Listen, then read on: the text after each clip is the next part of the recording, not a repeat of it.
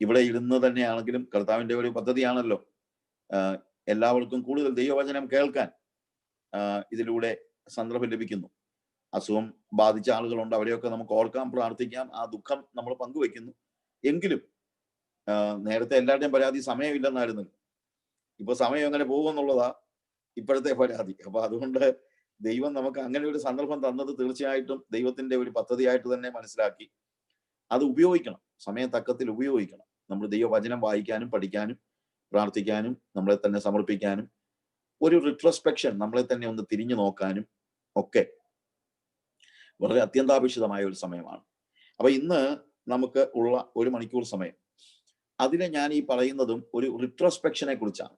Retrospection, ഒരു പിന്തിരിഞ്ഞു നോട്ടം.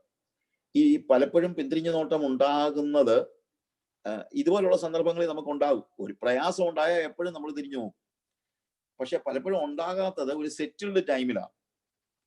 നമ്മൾ സെറ്റിൽഡ് ടൈമില് തിരിഞ്ഞു നോക്കാഞ്ഞത് കൊണ്ടാണോ ദൈവം ഇങ്ങനൊരു അവസ്ഥ തന്നെന്നും എനിക്ക് സംശയം.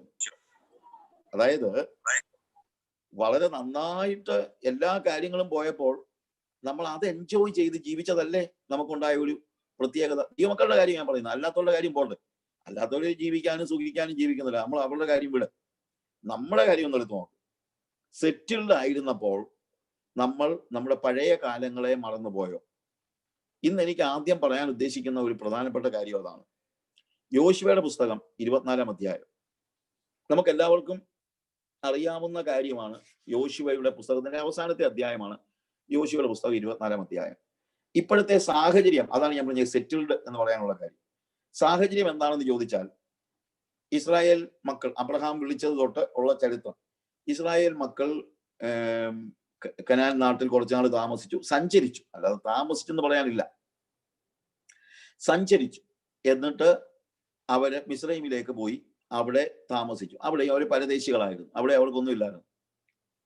അവിടെ നിന്ന് ദൈവം അവരെ വിടുവിച്ചു, ചെങ്കടൽ കടത്തി, മരുഭൂമിയിലൂടെ നടത്തി. ഏറ്റവും ഒടുവിൽ അവർ കനാൻ നാട്ടിൽ വന്നു. കനാൻ നാട്ടിലെ എല്ലാ ആളുകളെയും കർത്താവ് ഓടിച്ചു കളഞ്ഞിട്ട് അവർക്ക് ഒരു സെറ്റിൽമെന്റ് ഉണ്ടാകുന്നു.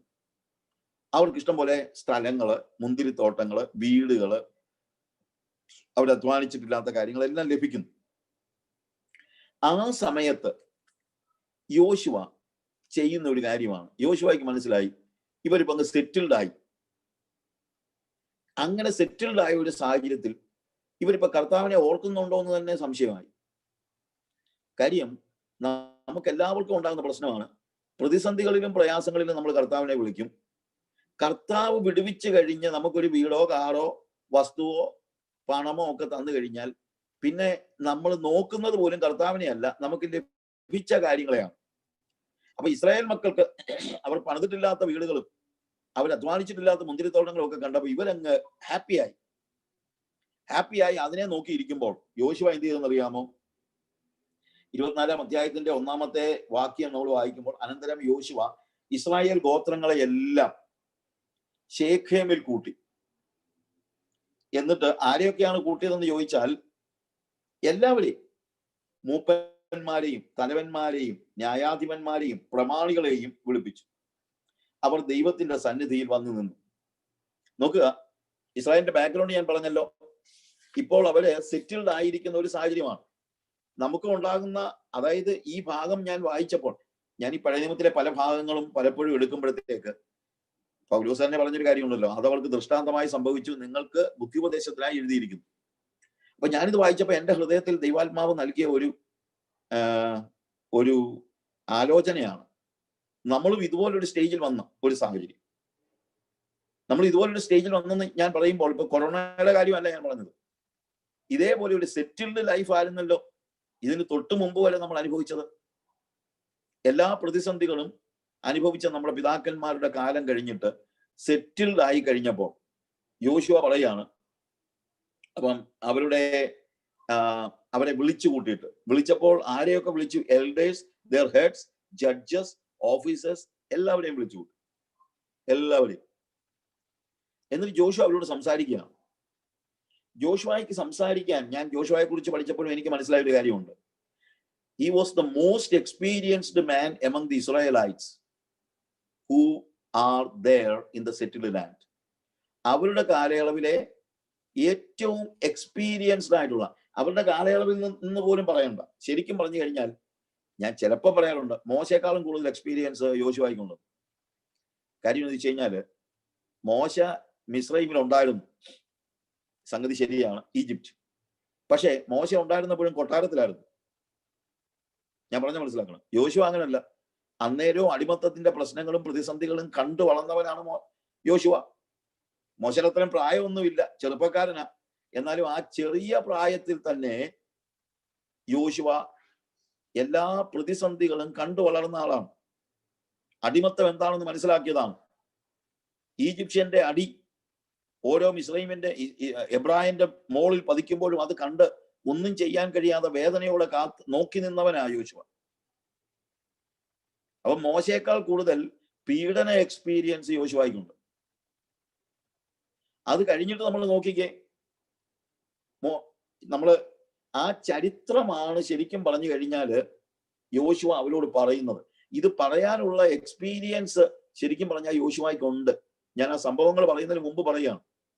അപ്പോൾ മിസ്രൈമിലെ എക്സ്പീരിയൻസ് ഉണ്ട്. പിന്നെ മോശ വന്നപ്പോൾ മോശയുടെ കൂടെ കൂടിയ ഒരു ചെറുപ്പക്കാരനാണ് യോശുവ. അവൻ ചോരത്തളി ആചരിച്ച് പെസഹ കുഞ്ഞാടിനെ അറുത്ത് വീണ്ടെടുപ്പ് പ്രാപിച്ച വ്യക്തിയാണ്. മിസ്രൈമിൽ ദൈവം ചെയ്ത എല്ലാ അത്ഭുതങ്ങളും അവൻ കണ്ടു. 10 പീഡനങ്ങളും 10 ബാധകളെയും അവൻ കണ്ടു. ചോരത്തളി ആചരിച്ച് വിടുവിക്കപ്പെട്ടു. ഈജിപ്തില് നിന്ന് രാത്രി അവർ പുറപ്പെട്ടു. മിസ്രൈം ചെങ്കടൽ കടന്നുപോയ ആ എക്സ്പീരിയൻസ്, ഞാൻ പറഞ്ഞ എക്സ്പീരിയൻസ് പറയാ. അതിനുശേഷം മരുഭൂമിയിലുള്ള 40 വർഷങ്ങൾ, ആ 40 വർഷങ്ങളും മോശയുടെ ഒരു നിഴല് പോലെ, നമ്മുടെ ഭാഷ പറഞ്ഞ മലയാള ഭാഷ പറഞ്ഞു കഴിഞ്ഞാൽ ഒരു നിഴല് പോലെ മോശയുടെ കൂടെ നടന്ന യോശുവ ആ ദൈവികമായ എക്സ്പീരിയൻസും ഉണ്ട്. ഈവൻ മോശ പർവ്വതങ്ങളിൽ കയറിപ്പോയപ്പോൾ യോശുവയും കൊണ്ടാ പോയത്. അപ്പോൾ ഈജിപ്തിലെ പീഡനങ്ങൾ അവനറിയാം, ദൈവത്തിന്റെ അത്ഭുത പ്രവൃത്തികൾ ചെങ്കടൽ കടന്നവനറിയാം, മാറായിൽ വെള്ളം മധുരമായതറിയാം, പാറയെ പിളർന്ന് വെള്ളം കിട്ടിയതറിയാം, മന്നായ അറിയാം. എല്ലാ എക്സ്പീരിയൻസും ഉള്ള, അതേസമയം ദൈവികമായ എക്സ്പീരിയൻസും മോശയുടെ കൂടെ നടന്ന് ദൈവത്തിന്റെ അരുളപ്പാടുകളെ കേട്ട യോശുവ. ഇനി കനാൻ നാടിലേക്ക് കയറുന്നതിന് മുമ്പേ തന്നെ, യോർദാൻ കടക്കുന്നതിന് മുമ്പ് തന്നെ മോശ മരിച്ചുപോയി. അത് കഴിഞ്ഞ് പിന്നെയും എക്സ്പീരിയൻസ്, അതായത് അതുകൊണ്ടാണ് ഞാൻ പറഞ്ഞത് മോശയേക്കാൾ കൂടുതൽ എക്സ്പീരിയൻസ്, പിന്നുള്ള യുദ്ധങ്ങൾ മുഴുവൻ നയിച്ചത് യോശുവയാണ്. So he was so experienced, highly experienced. അപ്പൊ ഇത് മുഴുവൻ കണ്ടിട്ടുള്ള യോശുവയ്ക്ക് മനസ്സിലായി ഈ തലമുറയിലേക്ക് ഇതൊന്നും കടന്നു വന്നിട്ടില്ല എന്നുള്ളത് അവന് മനസ്സിലായി. അപ്പോൾ അവനുള്ള ആ കാര്യങ്ങൾ അവനത് അനലൈസ് ചെയ്യാൻ അവന് കഴിഞ്ഞു. അതുകൊണ്ട് അവൻ എന്ത് ചെയ്യുന്നു? എല്ലാവരെയും വിളിച്ചു കൂട്ടി. അവിടെ ലീഡേഴ്സിനെ എല്ലാം, elders, their heads, judges, officers എല്ലാവരെയും വിളിച്ചു കൂട്ടി. എല്ലാവരെയും ശേഖേമിൽ വിളിച്ചു കൂട്ടിയിട്ട് പറഞ്ഞു, നിങ്ങളൊന്ന് ശ്രദ്ധിക്കുക, നമ്മുടെ പഴയ ചരിത്രം നിങ്ങളൊന്ന് കേൾക്ക്. പഴയ ചരിത്രമൊക്കെ നിങ്ങളൊന്ന് കേൾക്ക്, നിങ്ങളൊന്ന് വാ. പക്ഷെ വന്ന് അവിടെ എഴുതിയിരിക്കുന്ന വാക്ക് ചെറിയ ചില്ലറ വാക്കുകളൊക്കെ ഉണ്ടല്ലോ, ഭയങ്കര പിയേഴ്സിംഗ് ആണ്. അവിടെ എഴുതിയിരിക്കുന്നത് ന്യായാധിപന്മാരെയും, അതായത് ഇസ്രായേലിന്റെ മൂപ്പന്മാരെയും തലവന്മാരെയും ന്യായാധിപന്മാരെയും പ്രമാണികളെയും വിളിച്ചു. അവർ ദൈവത്തിന്റെ സന്നിധിയിൽ വന്ന് നിന്നെന്ന്. മോശ പറഞ്ഞില്ല നമ്മളൊരു പുതിയ അവസ്ഥയിലേക്ക് കടന്നിരിക്കുകയാണ്, കർത്താവ് നമുക്ക് വലിയ വിശാലത വരുത്തിയിരിക്കുകയാണ്, നമ്മുടെ പ്രതിസന്ധികളെല്ലാം മാറിയിരിക്കുകയാണ്, അതുകൊണ്ട് പ്രിയമുള്ളവരെ നമുക്കൊരു കൗൺസിൽ ഉണ്ടാക്കണം, ഈ കൗൺസിൽ വേണം ഇനി എല്ലാ തീരുമാനങ്ങളും എടുക്കാൻ എന്ന് പറഞ്ഞില്ല. അവര് പറഞ്ഞു, യോശുവ പറയാണ്, സഹോദരന്മാരെ വന്നാണ് നമുക്ക് ദൈവസന്നിധിയിൽ ഇരിക്കാം. നമ്മുടെ പിതാക്കന്മാരൊക്കെ എന്തെങ്കിലും ഒരു പ്രതിസന്ധി വന്നപ്പോൾ അവർ മുട്ടിന്മേൽ ഇരിക്കുകയാണ് ചെയ്യുന്നത്, അല്ലാതെ കൗൺസിൽ കൂടി തീരുമാനമെടുക്കുക അല്ലായിരുന്നു. ബ്രദറിന് അങ്ങനെയൊക്കെ പറയാം. ഇപ്പം നമ്മൾ പഴയ പോലെ വല്ലതും ആണോ? എന്തുമാത്രം ആൾക്കാരാണ് നമ്മുടെ സഭയില്. അപ്പൊ ഇതിന് കൗൺസിൽ ഇല്ലാതെ പറ്റുമോ? ഇതിനേക്കാൾ കൂടുതൽ ആളുകൾ ഈ മരുഭൂമിയിൽ ഉണ്ടായിരുന്നു. എത്ര ലക്ഷം ആളുകളാണ് ഉണ്ടായിരുന്നത്. ഇല്ലേ? യോശുവയ്ക്ക് എന്താ എക്സ്പീരിയൻസ് ഇല്ലാഞ്ഞിട്ടാണോ? യോശുവ പറയുന്നില്ല എന്റെ എക്സ്പീരിയൻസിൽ നിന്ന് ഞാൻ പഠിച്ചതായ ചില കാര്യങ്ങൾ പറയാം എന്ന് പറഞ്ഞുകൊണ്ടുമല്ല പറയുന്നത്. കൗൺസിൽ കൂടുകയല്ല, എക്സ്പീരിയൻസിൽ നിന്ന് പഠിക്കുകയല്ല, പറയുകയല്ല. അവൻ പറയുന്നത് നമുക്ക് ദൈവത്തിന്റെ സന്നിധിയിലിരിക്കാം. നമ്മുടെ മുന്നോട്ടുള്ള പോക്കിന് വളരെ അത്യാവശ്യമായ ചില ക്രൂഷ്യൽ ഡിസിഷൻസ് എടുക്കേണ്ട സമയമാണിത്. ഭയങ്കര ക്രൂഷ്യൽ ഡിസിഷൻ അവർ എടുക്കുന്നത്. താഴോട്ട് വായിക്കുമ്പോൾ നമുക്കറിയാം, അവർ ഉടമ്പടി ചെയ്യുകയാണ്. ഭയങ്കര ഒരു ക്രൂഷ്യൽ ഡിസിഷൻ എടുക്കേണ്ട സമയമാണ്. പക്ഷെ ഈ ക്രൂഷ്യൽ ഡിസിഷൻ എടുക്കുന്നത് ദൈവത്തിന്റെ സന്നിധിയിലാണ് പ്രിയമുള്ളവരെ. I was so overwhelmed reading that verse. I'm so sorry to say. നമ്മൾ ആളുകൾ ഒത്തിരിയൊക്കെ ആയി അതുകൊണ്ട് കൗൺസിൽ കൂടിയാലേ പറ്റൂ എന്ന് പറയുന്നത് എനിക്ക് അങ്ങോട്ട് മനസ്സിലാക്കാൻ പറ്റുന്നില്ല. അല്ലെങ്കിൽ പിന്നെ പറയണം, സാജി ബ്രദറെ, നമ്മൾ പണ്ട് കുറച്ചു പേരല്ലേ ഉള്ളൂ, അന്ന് പരിശുദ്ധാത്മാവ് നയിച്ചാൽ മതിയായിരുന്നു. പക്ഷെ ഇപ്പൊ പരിശുദ്ധാത്മാവിനെ കൊണ്ട് ഇത്രയും പേരെയൊക്കെ നയിക്കാൻ പറ്റുമോ? ഇത്രയും പേരൊക്കെ ആകുമ്പോൾ നമുക്ക് പരിശുദ്ധാത്മാവിന് തന്നെ അങ്ങ് കാര്യം ചെയ്യാൻ പറ്റുമോ? നമ്മളോട് ഒന്ന് സഹായിക്കണ്ടായോ? അപ്പൊ ഒരു കൗൺസിൽ അത്യാവശ്യമല്ലയോ? നിങ്ങൾ കൗൺസിലോ എന്തെങ്കിലും കുടിക്കുക, അതൊന്നും എനിക്ക് വിഷയമല്ല. പക്ഷെ വേറൊരു കാര്യമുണ്ട്, ഒരു കാര്യം ഞാൻ പറയാം. പരിശുദ്ധാത്മാവിന് ഇന്നും നമ്മളെ നയിക്കാനുള്ള ശക്തി കുറഞ്ഞു പോയിട്ടില്ല. നമ്മൾ അവന്റെ സന്നിധിയിൽ പരിശുദ്ധാത്മാവിന് വേണ്ടി കാത്തിരിക്കുകയാണെങ്കിൽ, അവന്റെ ശബ്ദം കേൾക്കാൻ നമ്മൾ കാത്തിരിക്കുകയാണെങ്കിൽ, തീർച്ചയായും ഇന്നും അവൻ നമ്മളോട് സംസാരിക്കും. കൗൺസിൽ കൂടിക്കും. കൗൺസിൽ കൂടുന്നതിന് ഞാനെതിരല്ല. സഭയിൽ ഒരു പ്രതിസന്ധി ഉണ്ടായപ്പോൾ യെരുശലേമിൽ കൗൺസിൽ കൂടിയില്ലേ? അതുകൊണ്ട് കൗൺസിൽ കൂടുന്നതിന് ഞാൻ എതിര് പറയല്ല. പക്ഷേ നമ്മൾ പറയുന്നത് പോലെയുള്ള ഒരു കൗൺസിൽ അല്ലാതെ, അതാണ് ഞാൻ പറഞ്ഞത്. നമ്മൾ പറയുന്നത് പോലെ ഒരു കൗൺസിൽ കൂടി ജനാധിപത്യ പ്രകാരം കാര്യങ്ങൾ തീരുമാനമെടുക്കുകയല്ല. അവർ ദൈവത്തിന്റെ സന്നിധിയിൽ കാര്യങ്ങൾ വെക്കുകയാണ്. ഞാനതുകൊണ്ട് പറഞ്ഞു, നാളെ നിങ്ങൾ കൗൺസിലെല്ലാം പിരിച്ചുവിട്ടോണം എന്നൊന്നും ഞാൻ, അത് നിങ്ങളുടെ കാര്യം. പക്ഷേ ഈ കൗൺസിൽ കൂടി, അപ്പം ചിലപ്പോൾ ഞാൻ എന്നോട് പലരും ആൾക്കാർ പറയാനുണ്ട്, ബ്രദറെ പ്രശ്നം ഉണ്ടാകുമ്പോൾ കൗൺസിൽ ഇല്ലാതെ പറ്റുമോ? അപ്പൊ പ്രശ്നം തീർക്കണമെങ്കിൽ കൗൺസിൽ വേണ്ടേ? അപ്പൊ ഞാൻ അവരോട് തിരിച്ചു ചോദിക്കുന്ന ചോദ്യം, കൗൺസിൽ പരിഹരിച്ച പ്രശ്നങ്ങളുടെ നമ്പരും കൗൺസിൽ ഉണ്ടാക്കിയ പ്രശ്നങ്ങളുടെ നമ്പരും കൂടെ നിങ്ങളൊന്ന് നോക്ക്, ഏതാ കൂടുതലെന്ന് പറ. ഇതൊക്കെ പ്രശ്നം പരിഹരിക്കാൻ കൗൺസിൽ ഉണ്ടാക്കിയിട്ട് ഇപ്പൊ കൗൺസിൽ ഉണ്ടാക്കുന്ന പ്രശ്നങ്ങളാണോ കൂടുതൽ, അതോ പരിഹരിക്കുന്ന പ്രശ്നങ്ങളാണോ കൂടുതൽ? പക്ഷെ നമ്മൾ മനസ്സിലാക്കണം, എത്ര എക്സ്പീരിയൻസ്ഡ് ആണെങ്കിലും നമ്മൾ വന്നു നിൽക്കുന്നത് ദൈവത്തിന്റെ സന്നിധിയിലായിരിക്കണം. യഹോവയുടെ സന്നിധിയിൽ നമ്മുടെ പിതാക്കന്മാരൊക്കെ ഒരു പ്രതിസന്ധി ഉണ്ടാകുമ്പോൾ മുട്ടുമുളക്കിയ ആളുകളാണ്.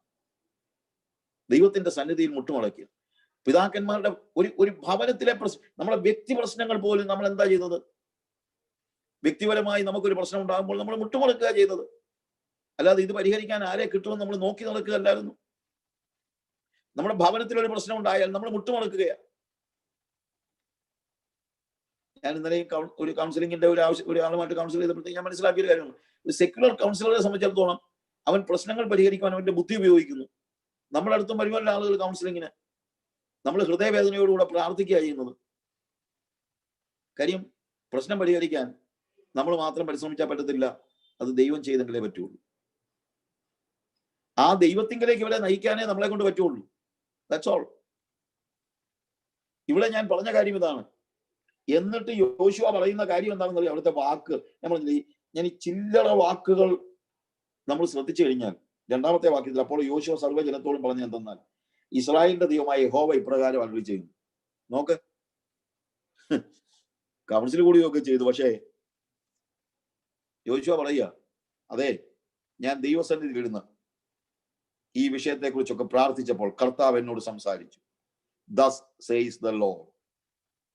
കൗൺസിലും, ഇനി നിങ്ങൾ കൗൺസിലർ എന്നൊക്കെ വിളിച്ചു, കൗൺസിലും കേൾക്കേണ്ടത് ദൈവശബ്ദമാണ്, മാനുഷിക ശബ്ദമല്ല. ഹല്ലേലൂയ. ഇവിടെ കൗൺസിൽ കൂടിയെന്ന് വെച്ചോ, യോശുവ കൗൺസിൽ കൂടി. കാര്യം അവിടെ റെപ്രസെന്റേറ്റീവ്സിനെ എല്ലാം വിളിച്ചിട്ടുണ്ടല്ലോ. അതാണല്ലോ കൗൺസിൽ നമ്മൾ പറയുന്നത്. ഞാൻ പറഞ്ഞല്ലോ, നിങ്ങൾ കൗൺസിലെല്ലാം പിരിച്ചുവിടണമെന്ന് ഞാൻ പറയുന്നൊന്നുമില്ല. നിങ്ങൾ റെപ്രസെന്റേറ്റീവ്സിനെ വിളിച്ചു കൂട്ടി. പിന്നെ അതിനെക്കുറിച്ച് ഞാൻ അങ്ങോട്ട് പോകുന്നില്ല, പോയാൽ ചിലപ്പോൾ വല്ലതും ഞാൻ പറഞ്ഞിരിക്കും, അതുകൊണ്ട് അത് പറയുന്നില്ല. പക്ഷേ ഏറ്റവും കുറഞ്ഞത് നിങ്ങൾ റെപ്രസെന്റേറ്റീവ്സിനെ വിളിച്ചു കൂട്ടിക്കും. അതാണല്ലോ യോശുവയും ചെയ്തതാണല്ലോ. He was calling elders, their heads, judges, officers. ഇല്ലേ? യോശുവ ആരെയൊക്കെ വിളിച്ചു കൂട്ടിയത്? മൂപ്പന്മാരെയും തലവന്മാരെയും ന്യായാധിപന്മാരെയും പ്രമാണികളെയും വിളിച്ചു. Very good. പക്ഷേ വിളിച്ചുകൂട്ടി പറയുന്നത് ദൈവശബ്ദമാണ്. Thus says the Lord. വിളിച്ചുകൂട്ടി മനുഷ്യ ശബ്ദം കേൾക്കാനല്ല, വിളിച്ചുകൂട്ടി എന്തിനാണ്? ദൈവശബ്ദം കേൾക്കാൻ. പക്ഷെ ദൈവശബ്ദം കേൾക്കണമെങ്കിൽ ഈ കൗൺസിൽ നയിക്കുന്ന ആള് ദൈവസന്നിധിയിൽ ഇരിക്കുന്നവനായിരിക്കണം. അവൻ ദൈവത്തിൽ നിന്ന് കേൾക്കണം. യോശുവ വിളിച്ചു കൂട്ടുന്നതിന് മുമ്പ്, ജനങ്ങളെ വിളിച്ചു കൂട്ടുന്നതിന് മുമ്പ് അവൻ ദൈവത്തിന്റെ മുമ്പിൽ ഇരുന്നു. എന്തെങ്കിലും ഒരു പ്രതിസന്ധി ഉണ്ടാകുമ്പോൾ മോശ എന്താ ചെയ്യുന്നത്? നേരെ പോയി ദൈവസന്നിധി കൗണ്ടങ്ങ് വീഴുകയാണ്. ഇന്ന് നമുക്ക് അങ്ങനെയുള്ള ലീഡേഴ്സിനെയാണ് ആവശ്യം. ദൈവസന്നിധിയിൽ വീണ് കിടക്കുന്ന മോശയെ പോലുള്ള നേതാക്കന്മാർ, ദൈവശബ്ദം കേൾക്കുന്ന യോശുവയെ പോലുള്ള നേതാക്കന്മാർ. നേതാക്കന്മാരെ നന്നാക്കാൻ വേണ്ടിയൊന്നുമല്ല ഞാനിപ്പോ പറയുന്നത്. ഞാൻ പറഞ്ഞതെന്ന് ചോദിച്ചു കഴിഞ്ഞാൽ, അങ്ങോട്ടൊന്നും നമ്മൾ പോകണ്ട. നമ്മുടെ വീട്ടിലെ ഒരു പ്രശ്നമാണെങ്കിലും വീട്ടു നായകൻ എന്ത് ചെയ്യണം? ഒരു ഭവനത്തിലെ പിതാവ് ദൈവസന്നിധിയിൽ വീണ് കിടക്കുന്നവനായിരിക്കണം. ഒരു സഭയുടെ പാസ്റ്റർ ദൈവസഭയിൽ വീണ് കിടക്കുന്നവനായിരിക്കണം. ദൈവത്തിന്റെ ശബ്ദം കേൾക്കുന്നവനായിരിക്കണം. ചങ്കൂറ്റത്തോടെ പറയാൻ കഴിയണം, thus says the Lord. യഹോവ ഇപ്രകാരം അരുളി ചെയ്യുന്നു. അങ്ങനെയുള്ള വാക്കുകളാണ് ഇന്ന് നമുക്ക് നഷ്ടമായിരിക്കുന്നത്. എന്നിട്ട് സർവ്വജനത്തോടും പറയുന്നത് ഇസ്രായേലിന്റെ ദൈവമായ യഹോവ ഇപ്രകാരം അരുളി ചെയ്യുന്നു. പിന്നെ പറയുന്നത് ഹിസ്റ്ററി. അതുകൊണ്ടാണ് ഞാൻ പറഞ്ഞത്, നമ്മള് സെറ്റിൽമെന്റിന്റെ സമയത്ത് എപ്പോഴും ഹിസ്റ്ററി പരിശോധിക്കണം. സെറ്റിൽമെന്റിന്റെ സമയത്ത് എപ്പോഴും നമ്മുടെ ചരിത്രം ഒന്ന് പരിശോധിക്കണം. നമ്മൾ എവിടുന്നാ വന്നത്? നമ്മൾ എന്തായിരുന്നു? നമ്മളിപ്പോൾ എന്താണ്? നമ്മൾ എന്താകാനുള്ളവരാണ്? ഇതെല്ലാം പരിശോധിക്കണം. അത് കുടുംബങ്ങളിൽ പോലും ഞാൻ പറയാറുണ്ട്. നമ്മുടെ കുഞ്ഞുങ്ങളോടൊക്കെ ഈ സെറ്റിൽഡ് ആയിട്ടുള്ളൊരു തലമുറയുടെ പ്രശ്നം എന്താണെന്നറിയാമോ? അവർക്ക് പഴയ കാര്യങ്ങളൊന്നും അറിയത്തില്ല. നമ്മുടെ പിതാക്കന്മാർ അനുഭവിച്ച എന്തെങ്കിലും കഷ്ടതയോ പ്രയാസങ്ങളോ ഇല്ല നമ്മുടെ കുഞ്ഞുങ്ങൾക്ക് അറിയാമോ? ഇല്ലല്ലോ. ഞങ്ങളുടെ ബിലാസ്പൂരിലെ മിഷണറി അനിലിന്റെ മോനോട് ഒരിക്കൽ പറഞ്ഞു, മോനെ, പപ്പ കൊച്ചായിരുന്നപ്പം സ്കൂളിൽ പോയത് 2 കിലോമീറ്റർ നടന്നാ പോയത്. ഉടനെ ചെറുക്കൻ ചോദിക്കുക, അതെന്താ കാർ എടുക്കാഞ്ഞേ? അതെന്താ കാർ എടുക്കാഞ്ഞത്? കാര്യം ഇവൻ ജനിച്ചപ്പോ തൊട്ട് വീട്ടിൽ കാർ കിടപ്പുണ്ട്. അപ്പോ അപ്പൻ സ്കൂളിൽ നടന്നു പോയെന്നുള്ളത് ചെറുക്കൻ ചോദിക്കുക, അതെന്താ കാർ എടുക്കാഞ്ഞത്? കാര്യം അങ്ങനെ ഒരു സ്റ്റേജ് അവൻ കണ്ടിട്ടില്ല. അവൻ ജനിച്ചപ്പോ തൊട്ട് വീട്ടിൽ കാറുണ്ട്. ഇതാണ് നമ്മുടെ കുഞ്ഞുങ്ങൾക്ക് പറ്റിയ ഒരു വലിയൊരു പ്രശ്നം. നമ്മളെ പഴയ ചരിത്രം പറഞ്ഞു കഴിഞ്ഞാൽ, ഇനി ഇച്ചിരൂടെ പ്രായമായ, അത് കൊച്ചു ചെറുക്കനായതുകൊണ്ടാണല്ലോ അവൻ അത്രയും പറഞ്ഞു, ഇച്ചിരൂടെ പ്രായമായ പറയും അത് നിങ്ങളുടെ കാലത്തൊക്കെ അങ്ങനെ ആയിരുന്നു. അപ്പൊ നിങ്ങൾക്ക് അന്ന് ഇല്ലായിരുന്നു, നിങ്ങൾ കഴിച്ചില്ല, നിങ്ങൾ കുടിച്ചില്ല, നിങ്ങൾക്ക് ഫീസ് കൊടുക്കാൻ ഇല്ലായിരുന്നു. ഇത് പഴംപുരാണോ പറഞ്ഞുകൊണ്ടിരിക്കേണ്ട കാര്യം എന്തുവാ? ഇപ്പൊ നമുക്ക് എന്നാ ഇല്ലയോ? അതായത് നമ്മുടെ ചരിത്രം, നമ്മുടെ കുഞ്ഞുങ്ങൾ, നമ്മുടെ കുടുംബത്തിലെ ചരിത്രം പോലും നമ്മുടെ കുഞ്ഞുങ്ങൾ അറിയുന്നില്ല. അതുകൊണ്ട് എന്താ? അവർക്ക് ദൈവഭയമോ ദൈവത്തിന്റെ പ്രവൃത്തിയെ കുറിച്ചുള്ള തിരിച്ചറിവോ ഒന്നും ഉണ്ടാകുന്നില്ല. പിന്നെ വേറൊരു കാര്യമുണ്ട്, നമ്മൾ ഇന്ന് നമ്മുടെ കുഞ്ഞുങ്ങളോടൊട്ട് പറയത്തുമില്ല. കാര്യം അത് പറയാൻ നമുക്ക് ഇഷ്ടമില്ല. അപ്പോൾ പുതിയ തലമുറയ്ക്ക് ദൈവപ്രവൃത്തി എന്താണെന്ന് അറിയത്തില്ല. പഴയ തലമുറ, വലിയ പഴയ തലമുറയല്ല, നമ്മുടെ തലമുറ അത് മറന്നും പോയി. പുതിയ തലമുറ കണ്ടിട്ടുമില്ല, നമ്മുടെ തലമുറ മറന്നും പോയി. അവിടെയാണ് ചരിത്രം മനസ്സിലാക്കേണ്ടതായ അത്യാവശ്യം. യോശുവ പറയുക, നിങ്ങളുടെ കുഞ്ഞുങ്ങൾ മരുഭൂമി കിടന്നവർ പോലും അല്ല, ഇവിടെ വെച്ചൊക്കെ ജനിച്ച പിള്ളേരല്ലേ, കൊച്ചു പിള്ളേരല്ലേ. അവൻ ഈ മരുഭൂമിയിലെ കഷ്ടത പോലും കണ്ടിട്ടില്ല. പിന്നെ നിങ്ങള് മിസ്രൈമിലെ കഷ്ടത കണ്ടിട്ടേ ഇല്ലല്ലോ. കാര്യം മിസ്രൈമിൽ നിന്ന് പുറപ്പെട്ടതിൽ 40 വയസ്സിന് താഴെ ഉണ്ടായിരുന്ന ആകെ 2 പേരാ കനാൻ നാട്ടിലേക്ക് കയറിയത്, ഇല്ലേ? അല്ലെങ്കിൽ ഒരുമാതിരി പ്രായപൂർത്തിയായി കാര്യങ്ങൾ അറിയാവുന്നവരായ യോശുവയും കാലേബും. ഞാൻ പറഞ്ഞു മനസ്സിലാക്കണം. 20 വയസ്സിന് താഴെയുള്ള മറ്റ് പിന്നുള്ളതെല്ലാം കുഞ്ഞുങ്ങളാണ്. അപ്പൊ ഈ മിസ്രൈമിലെ കഷ്ടത ഇവരാരും അങ്ങനെ കണ്ടിട്ടില്ല. ഏറ്റവും കുറഞ്ഞത് മരുഭൂമിയിലെ കഷ്ടത കണ്ടിട്ടുണ്ട്. പക്ഷെ അടുത്തു വരുന്ന തലമുറ അതും കണ്ടിട്ടില്ല. അവര് വരുമ്പോൾ മുന്തിരിത്തോട്ടമുണ്ട്, പാർപ്പാൻ വീടുകളുണ്ട്, വസ്തുക്കളുണ്ട്, കാര്യങ്ങളുണ്ട്, എല്ലാം ഉള്ള ഒരു തലമുറ, എല്ലാം നമ്മൾ. അതുകൊണ്ടാണ് ഞാൻ പറഞ്ഞത് ഈ കാലഘട്ടവുമായിട്ട് വളരെ യോജിക്കുന്ന ഒരു അനുഭവമാണ്. സെറ്റിൽഡ് ആയിട്ടുള്ള ഒരു ജനറേഷൻ. ആ സെറ്റിൽഡ് ജനറേഷൻ ദൈവപ്രവൃത്തികൾ കണ്ടിട്ടില്ല. അതിന് മുമ്പുള്ള നമ്മുടെ തലമുറ ഇപ്പോഴത് ഓർക്കുന്നുമില്ല. അതുകൊണ്ട് യോശുവ വിളിച്ചിട്ട് ശരിക്കും അങ്ങ് പറഞ്ഞു, മക്കളെ, നമ്മുടെ പശ്ചാത്തലം എന്താണെന്നുള്ളത് നമ്മളൊന്ന് ഓർക്കണം. എന്നിട്ട് ആദ്യം തൊട്ട് തുടങ്ങി, മിസ്രയീം തൊട്ടല്ല, അതിനു മുമ്പ് കൽദയരുടെ പട്ടണമായ ഊര് തൊട്ടുള്ള എല്ലാ കാര്യങ്ങളും പറയുന്നു. നിങ്ങളുടെ എന്നിട്ട് അരുളി ചെയ്യുന്നു, നിങ്ങളുടെ പിതാക്കന്മാരായ അബ്രഹാമിന്റെയും നാഹോരിന്റെയും പിതാവായ തേരഹ് അങ്ങനെ രക്ഷിക്കപ്പെട്ടത് പോലും അല്ല, കർത്താവിനെ അറിയാവുന്ന ആളല്ല, പണ്ട് നദിക്കക്കരെ പാർത്ത് അന്യ ദൈവങ്ങളെ സേവിച്ചു പോന്നു. അത്രയൊക്കെയുള്ള പാരമ്പര്യം നമുക്കുള്ളതേ. പുറകോട്ട് പോയി കഴിഞ്ഞാൽ എല്ലാവരും അന്യ ദൈവത്തെയൊക്കെ ആരാധിച്ചവരൊക്കെയാണ്. അല്ലാതെ നമ്മൾ ആരും ഈ പറയുന്നത് പോലെ എന്തുവാ യഹൂദനൊന്നും അല്ലായിരുന്നല്ലോ. ഇച്ചിരി അങ്ങോട്ട് പുറകോട്ട് പോയി കഴിഞ്ഞാൽ എന്തുവാ എല്ലാം അന്യ ദൈവങ്ങളെയൊക്കെ സേവിച്ചിട്ടുള്ളതാണ്. ഞാൻ ഈ കഴിഞ്ഞ ദിവസം ഒരു കഥ പറഞ്ഞു. കഥയെല്ലാം നടന്ന സംഭവം. എൻ്റെ അടുത്ത് ദുബായിൽ ഉണ്ടായിരുന്ന ഒരു ചെറുക്കൻ വന്നു. അവന് ഒരു കമ്പനിയുടെ ഒരു ഹയർ പോസ്റ്റിൽ, ഒരു മാനേജർ പോസ്റ്റിനേക്കാൾ മുകളിലുള്ള ഒരു പോസ്റ്റിൽ ജോലി ചെയ്തുകൊണ്ടിരിക്കുകയായിരുന്നു. He was in a very good position, നല്ല ശമ്പളം. പക്ഷെ പെട്ടെന്ന് ജോലി പോയി, കുറെ വർഷം മുമ്പാ. ജോലി പോയപ്പോൾ ഇവൻ ചിന്തിച്ചെന്നാൽ പിന്നെ ഒരു ബിസിനസ് ചെയ്യാമെന്ന് ചിന്തിച്ചു. അവൻ ഉണ്ടായിരുന്ന കാശും എല്ലാം കൊടുത്ത് ഉണ്ടാക്കി ഒരു ബിസിനസ് ചെയ്തു. പക്ഷെ ഇവന് ബിസിനസ് ചെയ്തൊന്നും പരിചയമില്ല. ബിസിനസ് അങ്ങ് പൊട്ടി. ബിസിനസ് പൊട്ടിയപ്പോൾ ഇവനൊരു പാർട്ട്ണറെ കൂടെ കൂട്ടി രണ്ടുപേരും കൂടെ ബിസിനസ് ചെയ്തു. ബിസിനസ് ചെയ്തപ്പോൾ പാർട്ട്ണർ ഇവനെ കളിപ്പിച്ചിട്ട് പോയി. അയാൾ പക്കാ ബിസിനസ്സുകാരനാണ്. അപ്പൊ പിന്നെ ഇവൻ ഭാര്യയെ മക്കളെ നാട്ടിൽ വിട്ടിട്ട് ഒരു ചെറിയ ജോലിക്ക് കയറി. വേറെ ജോലിയൊന്നും കിട്ടിയില്ല. അപ്പൊ മാനേജറുടെ മുകളിൽ ഇരുന്ന പാർട്ടി ഇപ്പോൾ ഒരു സാധാരണ ജോലിക്കാരനായിട്ട് ജോലി ചെയ്തു. അയാളോട് ശമ്പളവും കൊടുത്തില്ല. അങ്ങനെ വെച്ചടി നഷ്ടം. താഴോട്ട് പോയി. ഒരു പ്രവാചകൻ വീട്ടിൽ വന്നു. പ്രവാചകൻ പ്രാർത്ഥിച്ചിട്ട് പറഞ്ഞു, ബ്രദറെ, ഇതൊന്നും നിങ്ങളുടെ കുഴപ്പമല്ല. നിങ്ങളുടെ 8ാമത്തെ തലമുറയിൽ ഒരു വല്യപ്പൻ അന്യാരാധന നടത്തിയിട്ടുണ്ട്. അതാ ഇങ്ങനെ പറ്റിയത്. അങ്ങനെ പല ബന്ധനങ്ങളുണ്ട്. വിസിറ്റിങ്ങിന് പോയതാ മറ്റേ പാസ്റ്ററെ. അതുകൊണ്ട് ഞാൻ ബ്രദറിന്റെ വീട്ടിൽ താമസിച്ചു. അയാൾ താമസിക്കാൻ വീട്ടിലായിരിക്കുക. വീട്ടിൽ താമസിച്ച് പ്രാർത്ഥിച്ച് ഈ ബന്ധനങ്ങൾ അഴിച്ചു തരാം.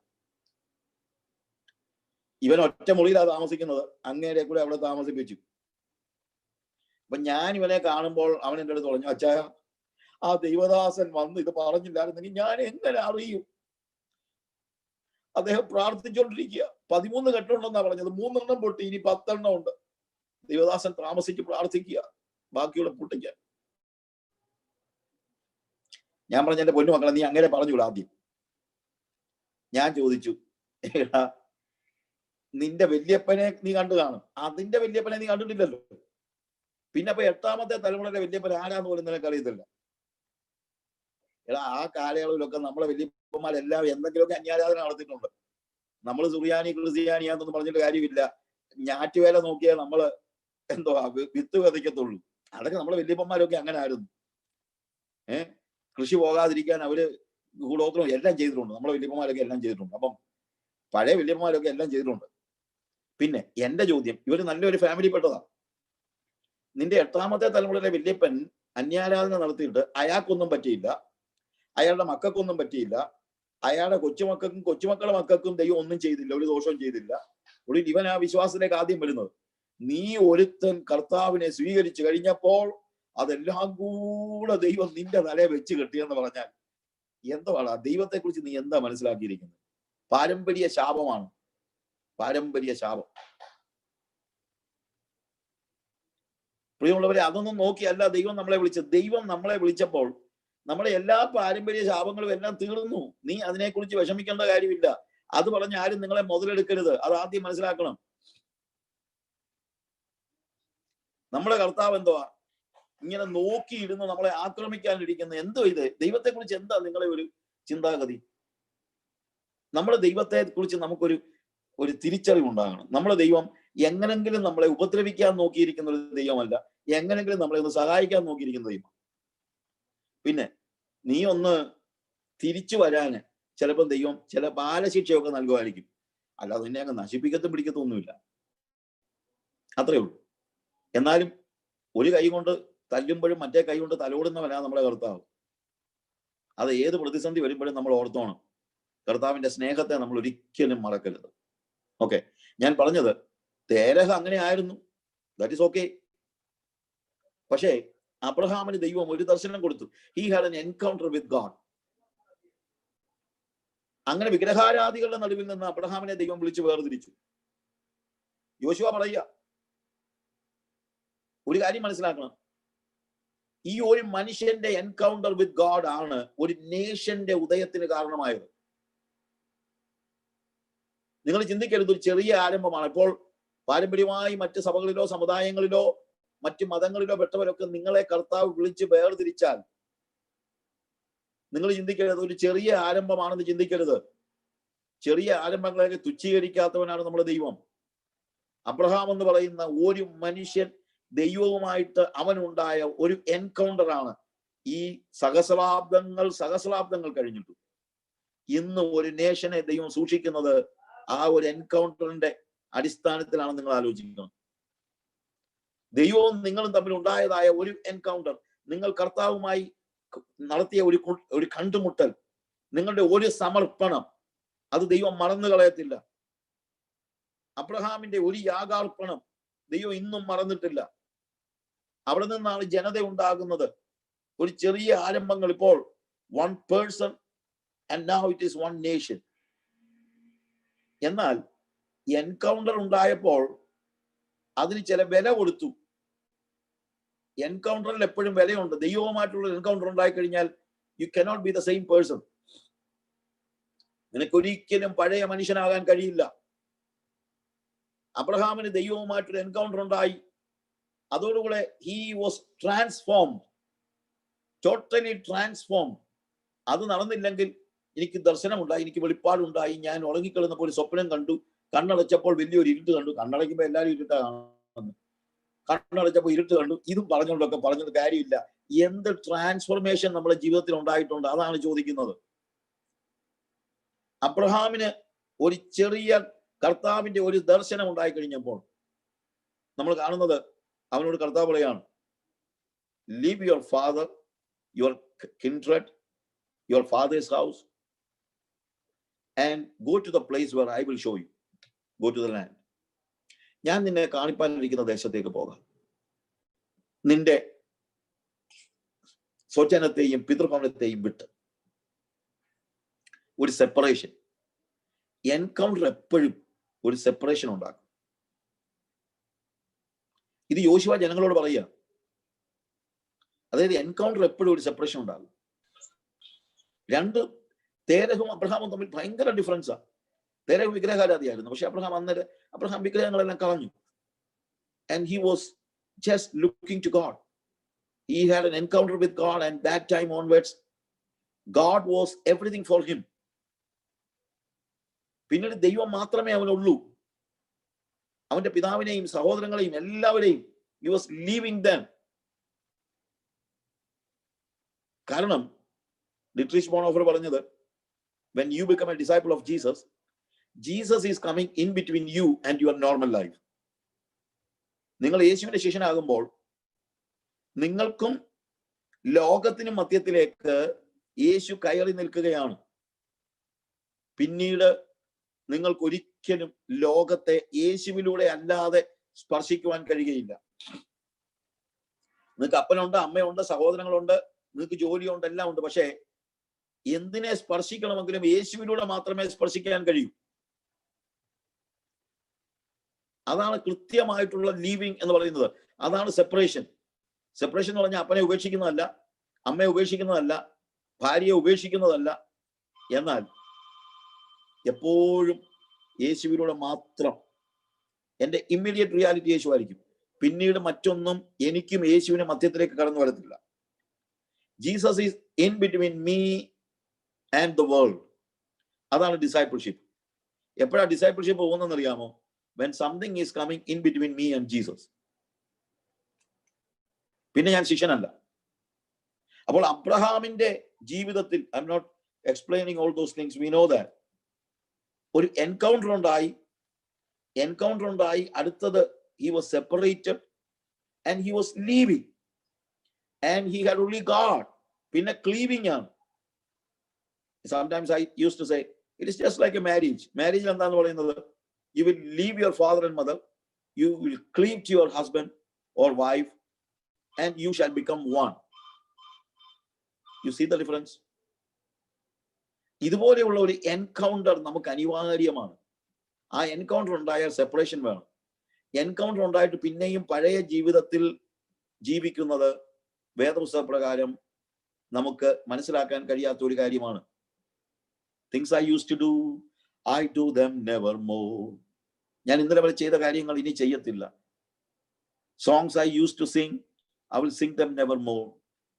Things I used to watch, I watch them never more.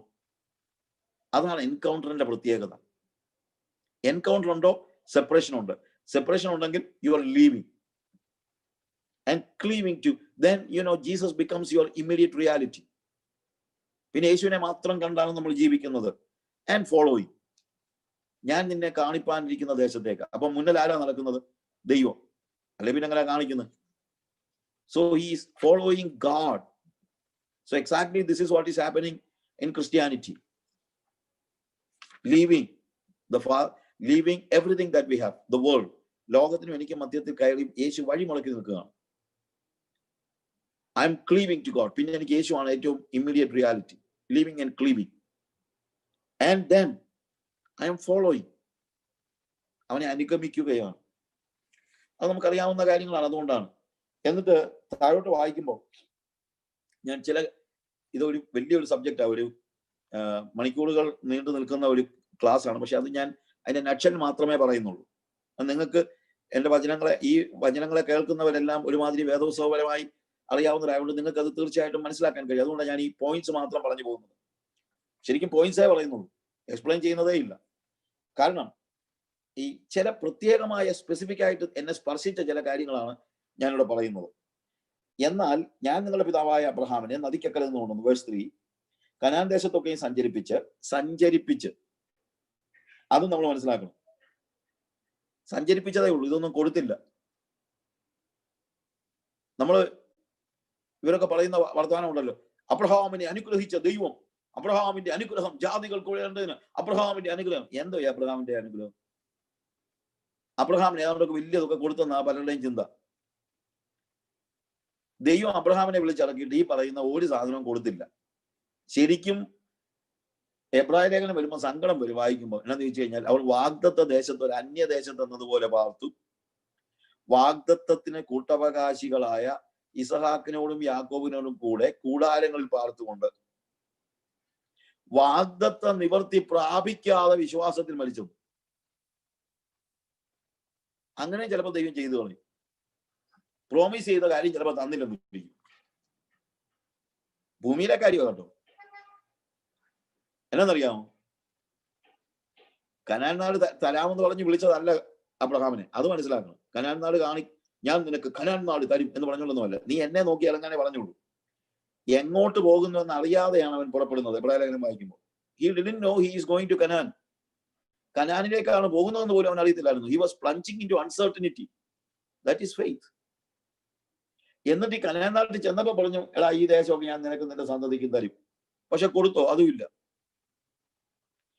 കിട്ടിയില്ലെന്ന് പറഞ്ഞുകൊണ്ട് അബ്രഹാം നിരാഹാര വ്രതം ഇരുന്നുമില്ല, ഉപവാസം എടുത്തുമില്ല. കർത്താവേ, ഈ ദേശം എനിക്ക് തരാവുന്നതിന്റെ വാഗ്ദത്തമുണ്ടല്ലോ, കർത്താവേ നിന്റെ വാഗ്ദത്തത്തെ നിവർത്തിക്കണമേ എന്നൊന്നും പറഞ്ഞൊന്നുമില്ല. കാര്യം എന്നറിയാമോ, ഇടയ്ക്ക് ഒരു ദർശനം കണ്ടുവൻ. എന്തുവാ? ദൈവം ശില്പിയായി നിർമ്മിച്ചതും അടിസ്ഥാനങ്ങൾ ഉള്ളതുമായ പട്ടണം. അത് കണ്ടപ്പോ അവൻ തന്നെ പറഞ്ഞു, കർത്താവേ എനിക്കിത് തരാമെന്നൊക്കെ നീ പറഞ്ഞിട്ടുണ്ട്, തന്നില്ലെങ്കിലും കുഴപ്പമില്ല, എനിക്ക് അത് മതി. അവന്റെ കണ്ണ് മുഴുവൻ അങ്ങോട്ടായപ്പം കർത്താവ് പറഞ്ഞു, എടാ അത് നിനക്കത് മതിയോ? വളരെ സന്തോഷം, നീ ഇവിടെ അന്യനും പരദേശിയുമാണ്. കാര്യം നിനക്ക് വേണ്ടി ഞാൻ ഒരുക്കിയ ഒരു പട്ടണമുണ്ട്, അത് മതി കർത്താവേ. അതുകൊണ്ട് വാഗ്ദത്തത്തിന് കൂട്ടവകാശികളായ ഇസ്ഹാക്കിനോടും യാക്കോബിനോടും കൂടെ കൂടാരങ്ങളിൽ പാർത്തുകൊണ്ട്. ഈ ഹാരാനെ കുറിച്ച് ഞാനൊരു പഠനം നടത്തിയിട്ടുണ്ട്. ഹാരാനെ കുറിച്ച് ഞാൻ പഠിച്ചതനുസരിച്ച് ആ കാലയളവിലെ കനാനേക്കാൾ ഭയങ്കര സമൃദ്ധമായ ഒരു പട്ടണമാണ് ഹാരാൻ. അവിടെ അന്ന് ഇഷ്ടിക വീടുകൾ ഉണ്ടായിരുന്നെന്നാ പറയുന്നത്. ഇഷ്ടിക വീടുകൾ അന്ന് കോമൺ അല്ല, ഇഷ്ടിക വീടൊക്കെ. അങ്ങനെ അന്നത്തെ ഇഷ്ടിക വീടുകളൊക്കെ കൊട്ടാരങ്ങളാണ്. കൊട്ടാരങ്ങൾ പോലെയുള്ള വീടുകൾ 318 അഭ്യാസികൾ വീട്ടിലില്ലേ, എല്ലാത്തിനും താമസിക്കാൻ വീടും പറമ്പും കാര്യങ്ങളും എല്ലാം ഉണ്ടായിരുന്ന അബ്രഹാം 18-ാം അധ്യായത്തിൽ ഉൽപ്പത്തി പുസ്തകത്തിൽ നമ്മൾ കാണുമ്പോഴത്തേക്ക് അബ്രഹാം കൂടാരവാതിൽക്കൽ ഇരുന്നപ്പോൾ 3 പുരുഷന്മാർ വരുന്നുണ്ട്. എവിടെ ആയിരുന്നത്? കൂടാരവാതിൽക്കൽ. ഒരു മിനിറ്റ്.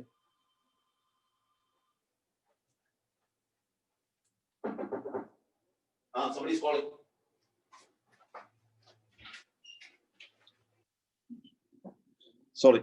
അപ്പോൾ വലിയ ഇതെല്ലാം കിട്ടിയിട്ട്, വലിയ മണിമാളിക പോലെ ഉണ്ടായിരുന്ന കാര്യങ്ങളെല്ലാം കളഞ്ഞിട്ട് കനാൻ നാട്ടിലേക്ക് വന്നിട്ട് കിട്ടിയത് തന്നെ കൂടാരം. ഇത് 3 പേര് വന്നപ്പോ പറയുന്ന ഒരു വർത്തമാനമുണ്ട്, ഇച്ചിരി ഭക്ഷണം കഴിക്കണേ, നിങ്ങൾ മരത്തിന്റെ തണലിൽ ഇരുന്നാലും. എന്നാ അറിയാമോ? ഈ 3 പേരെ ഒരുമിച്ച് അകത്ത് കൊണ്ടുപോയി ഇരുത്താൻ സ്ഥലമില്ലെന്നേ. ഇതാ അബ്രഹാമിന്റെ അനുഗ്രഹം. നിങ്ങൾ ചുമ്മാ വഞ്ചിക്കപ്പെട്ടു പോകരുത്. അത് നിങ്ങൾ മനസ്സിലാക്കണം. ചുമ്മാ നിങ്ങളുടെ കണ്ണ് മാറ്റാൻ വേണ്ടി മാത്രം പൗലോസ് പറയുന്നത് പോലെ ക്രിസ്തുവിനോടുള്ള ഏകാഗ്രത വിട്ട് നിങ്ങളുടെ ഏകാഗ്രതയെ ഭൂമിയിലേക്കും സമ്പത്തിലേക്കും മാറ്റുവാൻ പരിശ്രമിക്കുന്ന ഈ പ്രോസ്പെരിറ്റി പ്രീച്ചേഴ്സിന്റെ പ്രസംഗങ്ങൾ കേട്ട്, ഇനി കൊറോണ കഴിഞ്ഞിട്ടെങ്കിലും ഇവന്മാരുടെ പ്രസംഗത്തിന്റെ പറയും, ഞാൻ ചിലപ്പോൾ പറയുമല്ലോ, അവരെ വീട്ടിൽ കയറ്റരുതെന്ന് പറയുമ്പോ അങ്ങനെ വ്യവസ്ഥ പറയുന്നത്, അവരെ ഭവനത്തിൽ കൈക്കൊള്ളരുത്. ഭവനത്തിൽ കൈക്കൊള്ളുന്നത് അവർ നിങ്ങളുടെ വീട്ടിലൊന്നും വരത്തില്ല, അവര് നിങ്ങളുടെ വീട്ടിൽ വന്നു. നല്ല കാര്യമാണ്. അവര് വലിയ കൊട്ടാരത്തിലൊക്കെ പോകത്തുള്ളൂ, അല്ലാതെ നിങ്ങളുടെ വീട്ടിലൊന്നും അവര് വരുത്തൊന്നുമില്ല. പക്ഷേ നിങ്ങളുടെ വീട്ടിൽ TV-യൊക്കെ അകത്തോടെ കയറി വരും. അപ്പൊ വീട്ടിൽ കയറ്റരുതെന്ന് പറഞ്ഞാൽ ഈ TV-യും ഇവന്മാരുടെ പ്രോഗ്രാം വരുമ്പോൾ ഓഫ് ചെയ്യണം. ആ വീട്ടിൽ കയറ്റരുതെന്ന് പറയുന്നത് കാരണം എന്താണെന്നറിയാമോ? നിങ്ങളുടെ ഹൃദയത്തെ ദൈവത്തോടും കർത്താവിനോടുള്ള ഏകാഗ്രത വിട്ട് അത് സംഭവിക്കരുത്. അപ്പോൾ ഈ അബ്രഹാം, ഞാൻ പെട്ടെന്ന് പോട്ടെ, ഇങ്ങനെ അബ്രഹാം അവിടെ ചെന്നിട്ട്, ഞാൻ പറഞ്ഞല്ലോ, അവന് ഈ കനാൻ നാട് കൊടുക്കാമെന്ന് പറഞ്ഞിട്ട് സ്വന്തം ഭാര്യ മരിച്ചപ്പോൾ ഭാര്യയെ അടക്കാൻ 1 ഇഞ്ച് സ്ഥലം പോലും ഇല്ലാതിരുന്ന ആളാണ് അബ്രഹാം. അതാണ് അബ്രഹാമിന്റെ അനുഗ്രഹം. ആർക്കും ഇല്ലായിരുന്നു, ഇസ്ഹാക്കിനും ഇല്ലായിരുന്നു, യാക്കോബിനും സ്ഥലങ്ങളൊന്നുമില്ല. അവർ പരദേശികൾ എന്ന് സ്വയം വിളിച്ചുകൊണ്ട് അവർ പറഞ്ഞു, we are strangers in this land. താമസിക്കാൻ ഒരു വീടുള്ളത് തെറ്റൊന്നുമല്ല, പക്ഷെ ആ വീട്ടിൽ കിടക്കുമ്പോഴും പറയണം, ഇത് എന്റെ അല്ലെന്ന്, ഞാൻ പരദേശിയാണ്. കാരണം നമുക്ക് വേണ്ടി ദൈവം ഒരുക്കിയിരിക്കുന്ന ഒരു ഭവനമുണ്ട്. എന്നാൽ എന്തായിരുന്നു ദൈവം അബ്രഹാമിന് കൊടുത്തതെന്നുള്ളത് ആ അടുത്ത വാക്യത്തിൽ നമ്മൾ വായിക്കുന്നത്. കനാൻ ദേശത്തൊക്കെയും സഞ്ചരിപ്പിച്ച് അവന്റെ സന്തതിയെ വർദ്ധിപ്പിക്കുകയും അവന് ഇസഹാക്കിനെ കൊടുക്കുകയും ചെയ്തു. പ്രിയമുള്ളവരെ, അതാണ് ഏറ്റവും വലിയ സമ്പത്ത്. ഞാൻ പറഞ്ഞില്ല, ചില്ലറ കാര്യങ്ങളെ ഞാൻ പറയുന്നുള്ളൂ, ബാക്കിയൊക്കെ നിങ്ങൾ മനസ്സിലാക്കിയെടുത്തു. അബ്രഹാമിന് ദൈവം കൊടുത്തത് എന്താണ്? കനാൻ നാടല്ല. അബ്രഹാമിന് ദൈവം കൊടുത്തത് ധനസമൃദ്ധി അല്ല. അബ്രഹാമിന് ദൈവം കൊടുത്തത് ലക്ഷറി അല്ല. അബ്രഹാമിന് ദൈവം കൊടുത്തത് എന്താണെന്ന് അറിയാമോ? ഇസഹാക്കിനെ കൊടുത്തു. നിങ്ങൾ ഇതെല്ലാം ഉണ്ടാക്കിയിട്ട് ഇസഹാക്കില്ലെങ്കിൽ എന്നാ കാര്യമാ? ഹല്ലേലൂയ. നമ്മുടെ ജീവിതത്തിൽ ദൈവം തരുന്ന ഏറ്റവും വലിയ സമ്പത്ത്, നമ്മളെ അനുകരിക്കുന്ന, നമ്മുടെ ദൈവത്തെ ദൈവമാക്കിയിരിക്കുന്ന, നമ്മളെടുത്ത വേദോത്സവം എടുക്കുന്ന നമ്മുടെ കുഞ്ഞുങ്ങളാണ് ഏറ്റവും വലിയ സമ്പത്ത്. ഇസഹാക്കിനെ കൊടുത്തു. ഇസഹാക്കിന് ഞാൻ യാക്കോബിനെയും ഏശാവിനെയും കൊടുത്തു. ഏശാവിന് സെയീർ പർവ്വതം അവകാശമായി കൊടുത്തു, അവനെ പറഞ്ഞു വിട്ടു. എന്നാൽ യാക്കോബും അവന്റെ മക്കളും മിസ്രൈമിലേക്ക് പോയി. മിസ്രൈമിലേക്ക് പോയി പിന്നീട് നമ്മൾ വായിക്കുന്നത് അതിന്റെ 4 മുതൽ 10 വരെയുള്ള വാക്യങ്ങൾ വായിക്കുമ്പോഴത്തേക്ക് റിഡംഷൻ സ്റ്റോറിയിലേക്ക് നമ്മൾ കയറുകയാണ്, ഇല്ലേ? അപ്പോൾ അവർ മിസ്രൈമിൽ പോയി. ഞാൻ അത് പെട്ടെന്ന് വായിക്കുകയല്ല, നമ്മൾ വായിക്കുക, അപ്പൊ മനസ്സിലാക്കാൻ പറ്റും. പിന്നെ മിസ്രൈമിൽ ഇവർ പീഡിപ്പിക്കപ്പെടുമ്പോൾ അവരെ എന്ത് ചെയ്തു? മോശയെയും അഹരോനെയും അയച്ചു, ഞാൻ മിസ്രൈമിൽ പ്രവർത്തിച്ച പ്രവർത്തികളാൽ അതിനെ ബാധിച്ചു, അതിന്റെ ശേഷം നിങ്ങളെ പുറപ്പെടുവിച്ചു. അങ്ങനെ ഞാൻ നിങ്ങളെ പിതാക്കന്മാരെ മിസ്രൈമിൽ നിന്ന് പുറപ്പെടുവിച്ചു. നിങ്ങൾ കടലിനക്കരെ എത്തി. മിസ്രൈമ്യർ രഥങ്ങളോടും കുതിരകളോടും കൂടെ ചെങ്കടൽ വരെ പിതാക്കന്മാരെ പിന്തുടർന്നു. അവർ യഹോവയോട് നിലവിളിച്ചപ്പോൾ ഞാൻ അവർക്കും അന്ധകാരം വെച്ച് കടൽ അവരുടെ മേൽ വരുത്തി അവരെ മൂടിക്കളഞ്ഞു. ഇങ്ങനെ ഞാൻ മിസ്രൈമിനോട് ചെയ്ത് നിങ്ങളുടെ കണ്ണാലെ കണ്ടു. നിങ്ങൾ ഏറിയ കാലം മരുഭൂമിയിൽ കഴിച്ചു. പിന്നെ ഞാൻ നിങ്ങളെ യോർദാൻ അക്കരെ പാർത്തിരുന്ന അമോര്യർ ദേശത്തേക്ക് കൊണ്ടുവന്നു. അവൻ നിങ്ങളോട് യുദ്ധം ചെയ്തു നിങ്ങളുടെ ദേശം അവകാശം. നിങ്ങൾ ആ വാക്യങ്ങൾ മൊത്തം വായിച്ചാൽ നമുക്ക് മനസ്സിലാക്കാൻ കഴിയുന്ന ഭാഗം റിഡംഷൻ സ്റ്റോറീസ് ആണ്. Redemption stories. ഞാൻ പറഞ്ഞതിന്റെ വ്യത്യാസം മനസ്സിലാക്കണം. ആ റിഡംഷന്റെ സ്റ്റോറി ഞാനത് വിശദമാക്കുന്നേ ഇല്ല, നമുക്കറിയാവുന്നതുകൊണ്ട്. ഇതെല്ലാം ഓരോന്നും പറയേണ്ടതാണ്, പക്ഷെ പറയുന്നില്ല. എന്നാൽ ഈ സെറ്റിൽമെന്റ് പിന്നെ 11 മുതലുള്ള വാക്യങ്ങൾ വായിക്കുമ്പോൾ 13 വരെ കടന്ന് എരിഹോവിലേക്ക് വന്നു. എരിഹോ നിവാസികൾ അമോര്യർ, പെരിസ്യർ, കനാന്യർ, ഹിത്യർ, ഗിർഗശ്യർ, ഹിബിയർ, യെബൂസിയർ എന്നിവർ നിങ്ങളോട് യുദ്ധം ചെയ്തു. ഞാൻ അവരെ നിങ്ങളുടെ കയ്യിൽ ഏൽപ്പിച്ചു. ഞാൻ നിങ്ങളുടെ മുമ്പിൽ കടന്നലിനെ അയച്ചു. അത് നിങ്ങളുടെ മുമ്പിൽ നിന്ന് അമോര്യരുടെ 2 രാജാക്കന്മാരെ ഓടിച്ചു കളഞ്ഞു. നിന്റെ വാളുകൊണ്ടല്ല, നിന്റെ വില്ലുകൊണ്ടുമല്ല, നിങ്ങൾ പ്രയത്നം ചെയ്യാത്ത ദേശവും നിങ്ങൾ പണിയാത്ത പട്ടണങ്ങളും ഞാൻ നിങ്ങൾക്ക് തന്നു. നിങ്ങൾ അവയിൽ പാർക്കുന്നു. നിങ്ങൾ നട്ടിട്ടില്ലാത്ത മുന്തിരിത്തോട്ടങ്ങളും ഒലിവ് തോട്ടങ്ങളും നിങ്ങൾക്ക് അനുഭവമായിരിക്കുന്നു. സെറ്റിൽമെന്റ്. ഇതാണ് ഇന്നത്തെ സ്റ്റേജ്. ഇന്നത്തെ വിശ്വാസികളുടെ സ്റ്റേജ് ഇതാ, സെറ്റിൽമെന്റ്. അപ്പം നമ്മള് ചിന്തിക്കുന്നതിനെന്നറിയാമോ? ഞങ്ങളുടെ പിള്ളേർ നന്നായിട്ട് പഠിച്ചു, അവർ വിദേശത്തൊക്കെ പോയി, അങ്ങനെ കർത്താവ് അല്ലെങ്കിൽ കർത്താവ് എന്ന് പറയുന്നതല്ല, അവരേതാണെങ്കിലും അവിടെ ചെന്ന് വളരെ കഷ്ടപ്പെട്ടാണെങ്കിലും ഞങ്ങൾക്ക് ഇപ്പം ദൈവത്തിന്റെ കരുണയാൽ വളരെ സമ്പത്തും മറ്റുള്ള കാര്യങ്ങളും എല്ലാം നമ്മൾ സെറ്റിൽഡായി. എന്റെ കാര്യമൊക്കെ എന്നാ, ഞാൻ ഇച്ചിരി കഷ്ടപ്പെട്ടാണെങ്കിലും മുണ്ട് മുറുക്കി കൊടുത്താണെങ്കിലും എന്റെ പിള്ളേരെ പഠിപ്പിച്ചു. ഞാൻ പിന്നെ പൈസ ഒന്നും കളഞ്ഞില്ല, കിട്ടിയ കാശൊക്കെ ഞാൻ സൂക്ഷിച്ചു വെച്ചു. അങ്ങനെ ഇപ്പൊ നല്ല സെറ്റിൽഡായി ഞങ്ങൾ. പക്ഷെ കർത്താവ് പറയുക, ഞാൻ നിങ്ങളുടെ മുമ്പിൽ അത് 14ാമത്തെ വാക്യത്തിൽ, അത് നിങ്ങളുടെ മുമ്പിൽ നിന്ന് നമ്മുടെ 2 രാജാക്കന്മാർ ഓടിച്ചു കളഞ്ഞു. നിന്റെ വാളുകൊണ്ടല്ല, നിന്റെ വില്ലുകൊണ്ടുമല്ല. നമ്മുടെ പ്രശ്നം എന്നറിയാമോ? വല്ലതും കിട്ടിക്കഴിയുമ്പോ എല്ലാം നമ്മൾ ഉണ്ടാക്കിയതാണെന്ന് പറയും. ഇല്ലാത്തപ്പോ കരയും, കർത്താവ് വല്ലതും തരും, തന്നു കഴിഞ്ഞാൽ ഞാൻ ഉണ്ടാക്കിയതാണെന്ന് പറയും. ഇതാ വലിയ പ്രശ്നം. കർത്താവ് പറയും, എന്റെ മക്കളെ, നിന്റെ വാളുകൊണ്ടും കുന്തം കൊണ്ടൊന്നും അല്ല, ഞാൻ അവർക്ക് മുമ്പാകെ കടന്നലിനെ അയച്ചു, രാജാക്കന്മാരെ ഞാൻ ഓടിച്ചു കളഞ്ഞു. നിനക്കിതൊക്കെ കിട്ടിയത് നീ പ്രയത്നം ചെയ്യാത്ത ദേശവും നിങ്ങൾ പണിയാത്ത പട്ടണങ്ങളും ഞാൻ നിങ്ങൾക്ക് തന്നു. നിങ്ങൾ അവയിൽ പാർക്കുന്നു. നിങ്ങൾ നട്ടിട്ടില്ലാത്ത മുന്തിരിത്തോട്ടങ്ങളും ഒലിവ് തോട്ടങ്ങളും നിങ്ങൾക്ക് അനുഭവമായിരിക്കുന്നു. ഇത് ശരിയല്ലേ? നമുക്കും സെറ്റിൽമെന്റ് എല്ലാം ഉണ്ട്. പക്ഷെ എന്തുകൊണ്ടാണ് നമുക്കിത് തന്നത്? കിട്ടിക്കഴിഞ്ഞപ്പോൾ നമ്മൾ പറയുന്നത് ഞാൻ. ആവർത്തന പുസ്തകം വായിക്കുമ്പോൾ ശരിക്കും പറഞ്ഞു കഴിഞ്ഞാൽ ഇത് മനസ്സിലാക്കാൻ ഒന്ന് വായിക്കാം. ഞാൻ പറഞ്ഞല്ലോ, വിശദമാക്കുന്നില്ല. ആവർത്തന പുസ്തകം 9ാം അധ്യായത്തിൽ 1 മുതലുള്ള വാക്യങ്ങളിൽ തന്നെ കാണുന്നുണ്ട്. ഇസ്രായേലേ കേൾക്ക, ഇന്ന് നീ ജോർദാൻ കടന്ന് നിന്നേക്കാൾ വലിപ്പവും ബലവുമുള്ള ജാതികളെയും ആകാശത്തോളം ഉയർന്ന മതിലുള്ള പട്ടണങ്ങളെയും അങ്ങനെ എല്ലാം അനാക്യന്മാരുടെ മുമ്പിൽ നിനക്ക് നിൽക്കാൻ എന്താ കഴിവ്? 3ാമത്തെ വാക്യത്തിൽ, എന്നാൽ നിന്റെ ദൈവമായ യഹോവ ദഹിപ്പിക്കുന്ന അഗ്നിയായി നിനക്ക് മുമ്പിൽ കടന്നു പോകുന്നു എന്ന് നീ ഇന്ന് അറിഞ്ഞുകൊള്ളുക. സെറ്റിൽമെന്റിലേക്ക് കടക്കുന്ന സമയമാണ്. അവൻ അവരെ നശിപ്പിക്കുകയും നിന്റെ മുമ്പിൽ താഴ്ത്തുകയും ചെയ്യും. അങ്ങനെ യഹോവ നിന്നോട് അരുളി ചെയ്തതുപോലെ നീ അവരെ നീക്കിക്കളയും, ക്ഷണത്തിൽ നശിപ്പിക്കുകയും ചെയ്യും. എന്നാൽ പ്രോബ്ലം എന്നാ? 4ാമത്തെ വാക്യമാണ്. നിന്റെ ദൈവമായ യഹോവ അവരെ നിന്റെ മുമ്പിൽ നിന്ന് നീക്കിക്കളഞ്ഞ ശേഷം എന്റെ നീതി നിമിത്തം ഈ ദേശം കൈവശമാക്കുവാൻ യഹോവ എന്നെ കൊണ്ടുവന്നു എന്ന് നിന്റെ ഹൃദയത്തിൽ പറയരുത്. യഹോവ എന്നൊക്കെ പറയും. കർത്താവ് ഏതാണെങ്കിലും ഞാൻ അധ്വാനിച്ചു, എന്നാലും കർത്താവിന്റെ കൃപകൾ ഉണ്ടായിരുന്നു കേട്ടോ. ഞാൻ പറഞ്ഞ മനസ്സിലായോ? ഇടയ്ക്ക് പറയും, ചിലപ്പോൾ ഇച്ചിരി പേടിയുണ്ട്, ഇനിയും ഉള്ളത് പോയാലോ എന്നുള്ള പേടി കൊണ്ടായിരിക്കും യഹോവയുടെ പേരോട് ഇടയ്ക്കിടയ്ക്കൊക്കെ ഒന്ന് പറയും. എന്നാലും അത് മാറത്തില്ല. കർത്താവ് പറയാ, അവിടെ ചെന്ന് കഴിഞ്ഞ് നിന്റെ നീതി നിമിത്തം ഈ ദേശം കൈവശമാക്കുവാൻ യഹോവ എന്നെ കൊണ്ടുവന്നു എന്ന് നിന്റെ ഹൃദയത്തിൽ പറയരുത്. തമാശയുള്ളൊരു കാര്യം, ആ ജാതിയുടെ ദുഷ്ടത നിമിത്തം അത്രേ യഹോവ അവരെ നിന്റെ മുമ്പിൽ നിന്ന് നീക്കിക്കളഞ്ഞത്.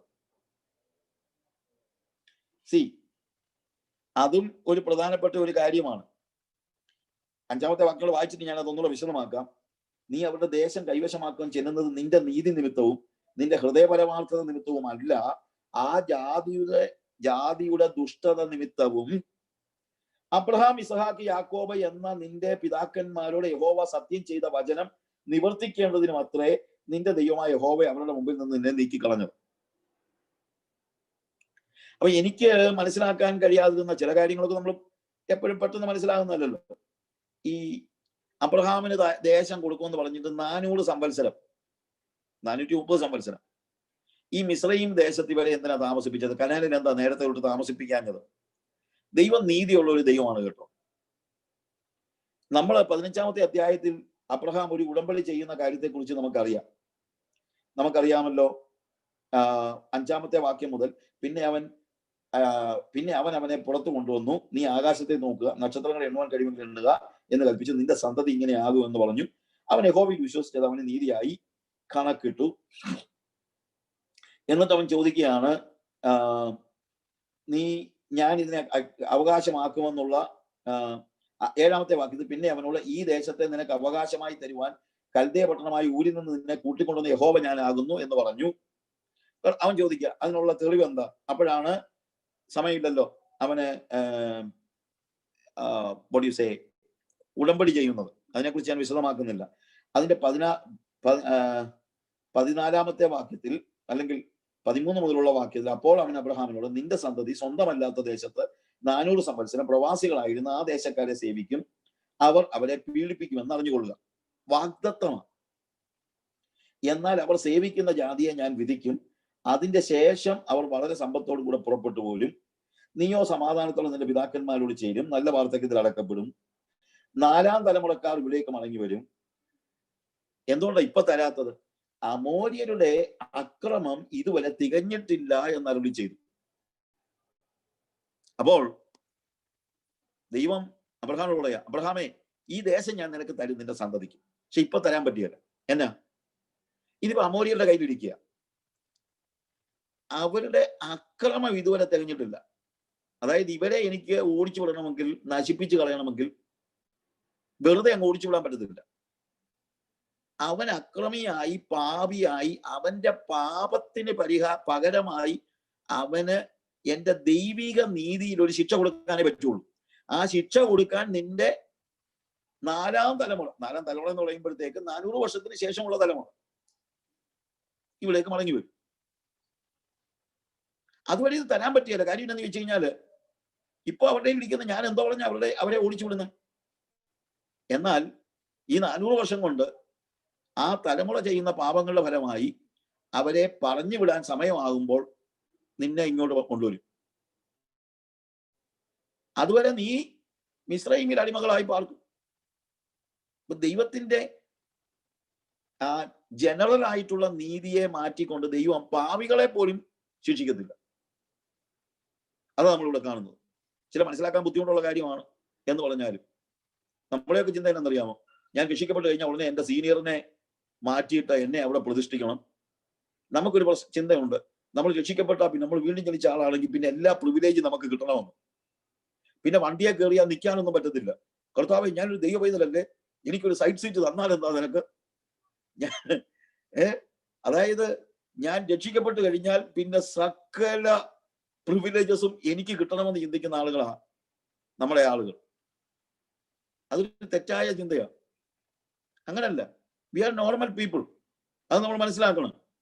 നിനക്ക് ദൈവവുമായിട്ടുള്ള ബന്ധം ഭൂമിയിൽ നിനക്ക് വലിയ എല്ലാവരുടെയും മണ്ടയ്ക്ക് അതിന് കുറച്ച് പ്രവാചകന്മാരും നിന്റെ ഓഫീസിൽ നിന്നെ ഞാൻ മാനിക്കും ഇല്ലേ എന്ന് പറഞ്ഞ് ചില കാര്യങ്ങളും പറഞ്ഞുകൊണ്ട് വരും. പ്രിയമുള്ളവരെ, നമ്മളെ ഭൂമിയിലാക്കിയിരിക്കുന്ന എല്ലാ മനുഷ്യരോടും ദൈവത്തിന് ഒരേപോലുള്ള നീതിയുണ്ട്. പക്ഷെ നിനക്ക് ഒരുക്കിയിരിക്കുന്ന ഒരു വലിയ നഗരമുണ്ട്. അത് നമ്മൾ മനസ്സിലാക്കണം. നിത്യതയുമായുള്ള ബന്ധത്തിൽ നീ ബാക്കിയുള്ള കാര്യങ്ങൾ നിന്നെ തള്ളിക്കളയുമെന്നല്ല, പക്ഷെ ദൈവത്തിന്റെ സാമാന്യ നീതി കളഞ്ഞിട്ട് ദൈവം നിന്നെ ഒന്നും ആകത്തൊന്നുമില്ല. ദൈവത്തിനൊരു സാമാന്യ നീതിയുണ്ട്. അത് വെച്ച് നമ്മൾ മനസ്സിലാക്കണം. ഓക്കെ, പിന്നീട് നമ്മൾ പെട്ടെന്ന് വരികയാ. അപ്പോൾ ആവർത്തന പുസ്തകത്തില് അതിന്റെ 10-ാം അധ്യായത്തിൽ അതുകൂടെ ഞാൻ പെട്ടെന്നൊന്ന് വായിക്കാം. ഒറ്റ വാക്യം മാത്രം, അത് വാക്യം വായിക്കുന്നതേ ഉള്ളൂ. ആവർത്തന പുസ്തകത്തിന്റെ 10-ാം അധ്യായത്തിൽ കർത്താവ് പറയുന്ന ഒരു കാര്യം ഉണ്ട്.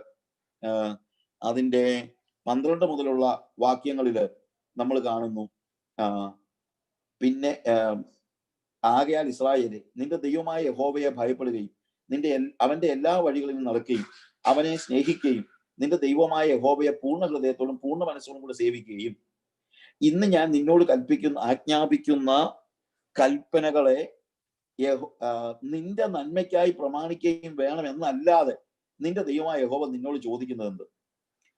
കർത്താവ് നിനക്ക് ഇത്രയും കാര്യങ്ങളൊക്കെ ചെയ്തു. ഇതാ സ്വർഗവും ഭൂമിയും അതിലുള്ളതൊക്കെയും നിന്റെ ദൈവമായ യഹോവയ്ക്ക് ഉള്ളവ ആകുന്നു. നിന്റെ പിതാക്കന്മാരോട് മാത്രം യഹോവയ്ക്ക് പ്രീതി തോന്നി അവരെ സ്നേഹിച്ചു. അവരുടെ ശേഷം അവരുടെ സന്തതിയായ നിങ്ങളെ ഇന്നുള്ളതുപോലെ അവൻ സകല ജാതിയിലും വെച്ച് തെരഞ്ഞെടുത്തു. ആകയാൽ നിങ്ങളുടെ ഹൃദയത്തിൽ അഗ്രചർമ്മം പരിച്ഛേദന ചെയ്യുവിൻ, ഇനി ദുശാഠ്യമുള്ളവരാകരുത്. ദൈവം നമ്മളെ തെരഞ്ഞെടുത്തു. കർത്താവ് പറയാണ്, നിന്റെ പിതാക്കന്മാരോട് ഞാൻ ചെയ്ത വാഗ്ദത്തം ഞാൻ നിന്നിൽ നിവർത്തിച്ചിരിക്കുകയാണ്. അത്രയേ ഉള്ളൂ. നിന്റെ നീതി നിമിത്തം നിന്നെ തെരഞ്ഞെടുത്തെന്ന് നീ ചിന്തിക്കരുത്. നിന്റെ പിതാക്കന്മാരോട് എനിക്ക് പ്രീതി തോന്നി, അങ്ങനെ ഞാൻ നീയുമായിട്ടൊരു ഉടമ്പടി ചെയ്തു. ലോകത്തിൽ ഇത്രയും ജാതി ഉണ്ടെങ്കിലും ജനതകൾ ഉണ്ടെങ്കിലും ഞാൻ ഉടമ്പടി ചെയ്തത് നിങ്ങളുമായിട്ട് മാത്രമാണ്. അതുകൊണ്ട് ഞാൻ നിങ്ങളെ എന്റെ ജനതയാക്കിയിരിക്കുകയാണ്. ആകയാൽ നിങ്ങൾ നിങ്ങളുടെ ഹൃദയത്തിന്റെ അഗ്രചർമ്മം പരിച്ഛേദന ചെയ്യും, ഇനി ദുശാഠ്യമുള്ളവരാകരുത്. കാര്യം 40 കൊല്ലം മരുഭൂമിയിൽ വരെ ദുശാഠ്യമുള്ള ജനമായിരുന്നു. സെറ്റിൽമെന്റിന്റെ സമയത്തെങ്കിലും നിങ്ങൾ ദുശാഠ്യമുള്ളവരാകരുതെന്ന് കർത്താവ് പറയുക. പ്രതിസന്ധികളും പ്രയാസങ്ങളും ഉണ്ടായിരുന്നപ്പോൾ നിങ്ങൾ ഒത്തിരി ദുശാഠ്യമുള്ളവരായിരുന്നു. പക്ഷെ ഇനിയെങ്കിലും നിങ്ങൾ ദുശാഠ്യം കാണിക്കരുത്. ദൈവം നിങ്ങളുടെ ജീവിതത്തിൽ അനുഗ്രഹങ്ങൾ നൽകുമ്പോൾ നിങ്ങൾ ദുശാഠ്യമുള്ളവരാകരുത്. പിന്നെയും പറയരുത് ഞാൻ നേടിയതാണെന്ന് പറയരുത്. അതിന്റെ 20 മുതലുള്ള വാക്യങ്ങൾ, നിന്റെ ദൈവമായ യഹോവയെ നീ ഭയപ്പെടണം, അവനെ സേവിക്കണം, അവനോട് ചേർന്നിരിക്കണം, അവന്റെ നാമത്തിൽ സത്യം ചെയ്യണം. അവനാകുന്നു നിന്റെ പുകഴ്ച, അവനാകുന്നു നിന്റെ ദൈവം. നീ കണ്ണാലെ കണ്ടിട്ടുള്ളതും മഹത്വവും ഭയങ്കരമായ കാര്യങ്ങളെ നിനക്ക് വേണ്ടി ചെയ്തത് അവൻ തന്നെ. നമ്മുടെ പുകഴ്ച എപ്പോഴും ആരായിരിക്കണം? യഹോവയായിരിക്കണം. എപ്പോൾ? സെറ്റിൽഡ് ആകുമ്പോൾ. കൊറോണ വരുമ്പോൾ മാത്രമല്ല, നാളെ കൊറോണ പോയെന്നിരിക്കും, പിന്നെ നീ സെറ്റിൽഡ് ആയെന്നിരിക്കും. സാധാരണ ആൾക്കാരൊക്കെ പറയും കൊറോണ വന്നതുകൊണ്ട് മനുഷ്യൻ മാറുമോ സാജു എന്നോട് ചോദിക്കും. ഞാൻ പറയും അറിയത്തില്ല. വെള്ളപ്പൊക്കം ഒക്കെ വന്നിട്ട് മാറിയില്ല. വെള്ളപ്പൊക്കം വന്നപ്പോൾ ഒരു കരച്ചിലൊക്കെ ഉണ്ടായിരുന്നു, അത് കഴിഞ്ഞപ്പം പിന്നെ പഴയ പോലെ ആയി. ഇനി കൊറോണ മാറിയാലും ഇതൊക്കെ ആയിരിക്കും ഗതി, ആർക്കറിയാം. പ്രിയമുള്ളവരെ, ഞാൻ പറഞ്ഞല്ലോ, സെറ്റിൽഡ് കാലയളവിൽ നമ്മൾ ദൈവത്തെ നിഷേധിച്ചതിന്റെ ഒരു പരിണിത ഫലമല്ലേ ഇതെന്ന് നമ്മൾ ആലോചിക്കണം. ശിക്ഷയെന്ന് ഞാൻ പറയുന്നില്ല, പക്ഷെ വേറൊരു കാര്യമുണ്ട്. സെറ്റിൽഡ് കാലയളവിൽ അവനെ വിളിക്കാതിരുന്നപ്പോൾ അവൻ പറയാണ്, നീ മടങ്ങി വരുവാൻ ഞാൻ നിനക്ക്. ഓഫ് കോഴ്സ് അവിശ്വാസികളുടെ കാര്യവും മറ്റുള്ളവർക്ക് വിട്. നമ്മുടെ ജീവിതത്തിൽ നമുക്ക് ചിന്തിക്കാനും ആലോചിക്കുവാനും മടങ്ങി വരുവാനും അവനാകുന്നു. അതുകൊണ്ട് ഈ കാലയളവിൽ നമുക്ക് പറയണം, എന്റെ പുകഴ്ച കർത്താവാ. He is my praise. He is my God. And he has done all these things for me. അവനാകുന്നു നിന്റെ പുകഴ്ച. നമ്മൾ എന്തിലാ പുകഴുന്നത്? കഴിഞ്ഞ കാലങ്ങളിലൊക്കെ നമ്മൾ മക്കളിൽ പുകഴുന്നു, പണത്തിൽ പുകഴ്ച ഉണ്ടായിരുന്നു, നമ്മുടെ പദവികളിൽ പുകഴ്ച ഉണ്ടായിരുന്നു, മറ്റു പല പല കാര്യങ്ങളിൽ നമ്മൾ പുകഴ്ച നമ്മൾ കണ്ടു. പക്ഷെ നമ്മുടെ പുകഴ്ച എപ്പോഴും ആരായിരിക്കണം? It should be the lord. സെറ്റിൽമെന്റിന്റെ സമയത്ത് യോശുവ എല്ലാരെയും വിളിച്ചു കൂട്ടിയിട്ട് പറയാണ്, I want to talk you to something, but you know it is not my words. എന്റെ വേർഡ്സ് അല്ല. എല്ലാരും വാ, നമ്മളിപ്പോ സെറ്റിൽഡായി. പക്ഷെ ഞാൻ പറയട്ടെ, thus says the Lord, യഹോവ ഇപ്രകാരം അരുളി ചെയ്യുന്നു. നിങ്ങളോട് പറയാൻ കർത്താവ് എന്നോട് കൽപ്പിച്ച ഒരു വാക്കുണ്ട്, ഒരു കാര്യമുണ്ട്. എന്താ? ഈ സെറ്റിൽമെന്റിന്റെ കാലയളവിൽ നിങ്ങൾ നിങ്ങളെ തന്നെ ഒന്ന് ശോധന ചെയ്യണം. നമ്മുടെ പിതാക്കന്മാരുടെ അനുഭവങ്ങൾ നിങ്ങളൊന്ന് ശോധന ചെയ്യണം. എങ്ങനെ കർത്താവ് നിങ്ങളെ സ്നേഹിച്ചു എന്നുള്ളത് നിങ്ങളൊന്ന് ശോധന ചെയ്യണം. നിങ്ങളൊരു തീരുമാനം എടുക്കണം. എന്ത് തീരുമാനം? യോശുവയുടെ പുസ്തകത്തിൽ നമ്മൾ പറഞ്ഞ, അതുള്ള ഞാൻ പറഞ്ഞല്ലോ, പ്രസംഗം ഇടയ്ക്ക് കൊണ്ട് ഞാൻ നിർത്തുകയാണ്. എങ്കിലും അവസാനം യോശുവ പറയുന്ന കാര്യം എന്താണെന്ന് അറിയാമോ? യോശുവ പറയുന്ന കാര്യം 14-ാമത്തെ വാക്യത്തിൽ 13-ാമത്തെ വാക്യത്തിൽ പറഞ്ഞു, നിങ്ങൾ പ്രയത്നം ചെയ്യാത്ത ദേശവും നിങ്ങൾ പണിയാത്ത മുന്തിരിത്തോട്ടങ്ങളും ഒലിവ് തോട്ടങ്ങളും ഞാൻ നിങ്ങൾക്ക് അനുഭവമാക്കിയിരുന്നു. നിങ്ങൾ വളരെ സെറ്റിൽഡായി. ആകയാൽ നിങ്ങൾ യഹോവയെ ഭയപ്പെട്ട് അവനെ പരമാർത്ഥതയോടെ വിശ്വസ്തയോടും കൂടെ സേവിപ്പിക്കും. നിങ്ങളുടെ പിതാക്കന്മാർ നദിക്കക്കരയും മിസ്രയീമിൽ വെച്ച് സേവിച്ച ദേവന്മാരെ ഉപേക്ഷിക്കുകയും യഹോവയെ തന്നെ സേവിക്കുകയും ചെയ്യും. യഹോവ മാത്രം. അതാണ് ആവർത്തന പുസ്തകത്തിൽ മോശ പറയുന്നത്, അവനാകുന്നു നിങ്ങളുടെ പുകഴ്ച, അവനെ മാത്രം. യഹോവയെ സേവിക്കുന്നത് നന്നല്ല നിങ്ങൾക്ക് തോന്നുന്നെങ്കിൽ നിങ്ങൾക്ക് മാറിപ്പോകാം. ഞാൻ ചിലപ്പോൾ ആളുകളോട് പറയും, നിനക്ക് തോന്നുകയാണെന്ന് വെച്ചോ, ഇതിനകത്ത് വലിയ കാര്യമൊന്നുമില്ല, ഇതുകൊണ്ടൊന്നും വലിയ ഗുണമൊന്നുമില്ല എന്ന് നിനക്ക് തോന്നുകയാണെങ്കിൽ നീ ഇട്ടേച്ചങ്ങ് പൊക്കോ. പക്ഷെ ഇവിടെ നിൽക്കുകയാണെങ്കിൽ പൂർണ്ണ ഹൃദയത്തോടെ നിൽക്കണം. ഞാൻ പറഞ്ഞ മനസ്സിലാക്കണം. യോശുവ പറയുന്ന ഇതാ, ഒന്നുകിൽ ഇപ്പൊ തീരുമാനിക്കണം, ഈ സെറ്റിൽമെന്റിന്റെ സമയത്ത് നീ തീരുമാനിക്കണം, നീ സെറ്റിൽഡ് ആയിരിക്കുമ്പോൾ തീരുമാനിക്കണം, നിനക്ക് യഹോവയെ മതിയോ, അവനാണോ നിന്റെ പുകഴ്ച. ആകയാൽ നിങ്ങൾ യഹോവയെ ഭയപ്പെട്ടു. എനിക്ക് ഭയങ്കരമായിട്ട് ഇഷ്ടപ്പെട്ട വാക്ക്, ചെറിയ ചെറിയ വാക്കുകള്. അതായത്, നിങ്ങൾ പ്രയത്നം ചെയ്യാത്ത ദേശവും നിങ്ങൾ പണിയാത്ത പട്ടണങ്ങളും ഞാൻ നിങ്ങൾക്ക് തന്നു, നിങ്ങൾ അവയിൽ പാർക്കുന്നു, നിങ്ങൾ നട്ടിട്ടില്ലാത്ത മുന്തിരിത്തോട്ടങ്ങളും ഒലിവുതോട്ടങ്ങളും നിങ്ങൾക്ക് അനുഭവമായിരിക്കുന്നു. ആകയാൽ നിങ്ങൾ ഭയപ്പെട്ടു. എപ്പോഴാ ഭയപ്പെടേണ്ടത്? എല്ലാം കിട്ടുമ്പോഴാ ഭയപ്പെടേണ്ടത്. ഒന്നും ഇല്ലാത്തപ്പോഴല്ല ഭയപ്പെടേണ്ടത്, എല്ലാം കിട്ടുമ്പോഴാ ഭയപ്പെടേണ്ടത്. എനിക്കൊരു പുതിയ ഒരു ഇതായിരുന്നു കേട്ടോ. നമുക്ക് പലപ്പോഴും എപ്പോഴാ ഭയം? ഓ കർത്താവേ, എനിക്കൊന്നും കിട്ടിയില്ല. പക്ഷെ കർത്താവ് പറയാ, കിട്ടുമ്പം ഭയപ്പെട്ടോണം. പൗലോസ് പറയുന്നൊരു കാര്യമുണ്ട്, സമൃദ്ധിയിൽ ഇരിപ്പാൻ എനിക്കറിയാം, ദാരിദ്ര്യത്തിൽ ഇരിക്കാനും എനിക്കറിയാം, രണ്ടിനും ഞാൻ പഠിച്ചിട്ടുണ്ട്. അപ്പൊ ഞാൻ എപ്പോഴും പറയുന്നൊരു കാര്യമുണ്ട്, ദാരിദ്ര്യത്തിൽ ഇരിക്കാൻ മിക്കവാറും എല്ലാവർക്കും അറിയാം. നമ്മൾ പറയും ദാരിദ്ര്യത്തിൽ ഇരിക്കാനാ പ്രയാസമൊന്നും അല്ല. ദാരിദ്ര്യത്തിൽ ഇരിക്കുമ്പോൾ നമുക്ക് എല്ലാവരും കർത്താവിനെ വിളിച്ചു പോകും.